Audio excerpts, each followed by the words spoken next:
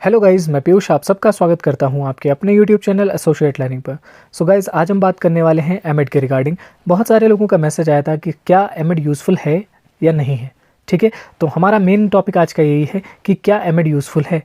इसके पहले कि हम बात करें एमएड यूज़फुल है या नहीं है, हम बात करते हैं कि एमएड करने के बाद आप क्या क्या कर सकते हैं। ठीक है, एमएड करने के बाद सबसे पहली चीज़ जो आप कर सकते हैं, आप एक बीएड कॉलेज में पढ़ा सकते हैं।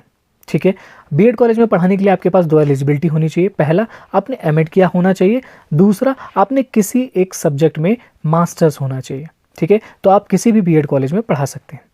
दूसरी चीज़ आप क्या कर सकते हैं, आप इसमें नेट क्वालिफाई कर सकते हैं। आपने एमएड किया हुआ है, आप नेट क्वालिफाई करके असिस्टेंट प्रोफेसरशिप के लिए जा सकते हैं, या फिर आप जेआरएफ क्वालिफाई करके डायरेक्ट क्या कर सकते हैं, आप पीएचडी में एज अ स्टूडेंट एडमिशन ले सकते हैं। ठीक है, तीसरी चीज़, अगर आपने एमएड किया हुआ है तो आप डीएलएड कॉलेज में, बीएलएड कॉलेज में, ठीक है, डाइट्स में, इन जगहों पर भी पढ़ा सकते हैं, क्योंकि वहाँ पर भी एक बेसिक एलिजिबिलिटी मांगी जाती है जो कि होती है हमारी एमएड। ठीक है, तो आप वहाँ पर भी पढ़ा सकते हैं। इसके अलावा एनसीईआरटीज़, एससीईआरटीज़ में भी बहुत सारी वैकेंसीज़ निकलती हैं जो रिलेटेड होती हैं एमएड से। ठीक है, यहाँ पर एमए इन एजुकेशन नहीं लिया जाता है, ये चीज़ आपको ध्यान रखनी है, क्योंकि एमएड एक प्रोफेशनल डिग्री है, इसलिए हमेशा से ही उसको ज़्यादा वैल्यू दी जाती है।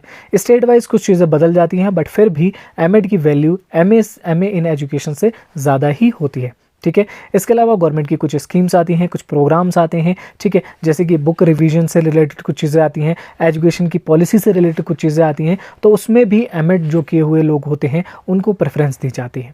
ठीक है, उससे भी रिलेटेड बहुत सारे कोऑर्डिनेटर्स हो गए, जिस तरीके से कोऑर्डिनेटर की वैकेंसी आती है। ठीक है, कोऑर्डिनेट करने के लिए बोला जाता है कि आप आएँ, बुक्स में क्या सजेशंस हो सकते हैं, क्या चेंजेस हम कर सकते हैं, उसके लिए भी आप जो एमएड किए हुए लोग होते हैं उनको बुलाया जाता है। ठीक है, इसके अलावा अगर आपने एमएड किया है तो टीजीटी पीजीटी में आपको कुछ मार्क्स एक्स्ट्रा मिलते हैं। ठीक है, इसके अलावा पीजीटी एजुकेशन के लिए आप एलिजिबल होते हैं, आप उससे दे सकते हैं। हालांकि एमए इन एजुकेशन से भी आप पीजीटी दे सकते हैं, लेकिन यहाँ पर भी आप एलिजिबल हो जाते हैं। ठीक है, इसके अलावा आजकल आपने देखा होगा नई एजुकेशन पॉलिसी में इंटीग्रेटेड बीएड कोर्स की बात की जा रही है। तो अब इसमें क्या होगा कि जो इंस्टीट्यूशंस खोले जाएंगे जहाँ पर इंटीग्रेटेड कोर्स चलाया जाएगा, तो वहाँ पर भी जो ये एमएड वाले लोग होंगे उनको बहुत ज़्यादा फायदा होगा।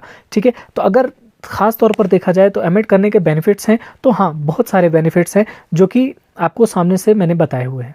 ठीक है, इसके अलावा अगर हम बात करें एनईपी 2020 की, तो एनईपी भी बात कर रही है टीचर एजुकेशन पर। मेजर फोकस उसका टीचर एजुकेशन पर है, ख़ास तौर पर इसलिए क्योंकि हमने देखा है पिछले बहुत समय पहले कि टीचर्स को ऐसे ही रिक्रूट कर दिया जाता है, और क्योंकि ऐसे रिक्रूटमेंट से बच्चों की पढ़ाई पर बहुत इम्पेक्ट पड़ता है, इसलिए कोशिश की जा रही है कि प्रोफेशनली जो लोग अच्छे से पढ़ाने के लिए ही आना चाहते हैं, केवल वही टीचिंग फील्ड में आए, इसलिए इंटीग्रेटेड कोर्सेज चलाए जा रहे हैं। ठीक है, अब इंटीग्रेटेड कोर्सेज जब चलाए जाएंगे तो इंटीग्रेटेड कोर्सेज में पढ़ाने के लिए भी तो टीचर चाहिए। वो टीचर कहाँ से आएंगे? वो टीचर भी वही होंगे जिन्होंने एमएड किया हुआ होगा, इसीलिए एमएड की वैल्यू लगातार बढ़ रही है। ठीक है, अगर मैं बताऊं सही चीज़, तो मुझे लगता है कि एमएड आपको कर लेना चाहिए, क्योंकि एमएड एक प्रोफेशनल डिग्री है। ठीक है, क्योंकि 2 साल का कोर्स एमए इन एजुकेशन भी है और एमएड भी 2 साल का ही कोर्स है, लेकिन एमएड एक प्रोफेशनल डिग्री हो जाती है जिससे आप आगे जा करके काफ़ी यूज़ कर सकते हैं। ठीक है, बाई चांस अगर मान लीजिए आपकी गवर्नमेंट जॉब नहीं लगती, तो आप एमएड के थ्रू बहुत जगह पर अप्लाई कर सकते हैं। ठीक है, तो ये चीज़ भी आप ध्यान रखें, और जिसको भी डाउट है, अगर और कोई भी डाउट रह गया हो तो आप ज़रूर कमेंट करके बताएं, मैं उसके आंसर देने की कोशिश करूंगा। तो उम्मीद करता हूं आप सभी ने हमारे चैनल को सब्सक्राइब कर लिया होगा। अगर अभी तक आपने हमारे चैनल को सब्सक्राइब नहीं किया है तो सब्सक्राइब कर लीजिए, और ऐसी ही वीडियोज़ के लिए हमारे चैनल के साथ बने रहिए। कानपुर यूनिवर्सिटी की हर अपडेट के लिए आप हमारे चैनल के साथ जुड़ सकते हैं।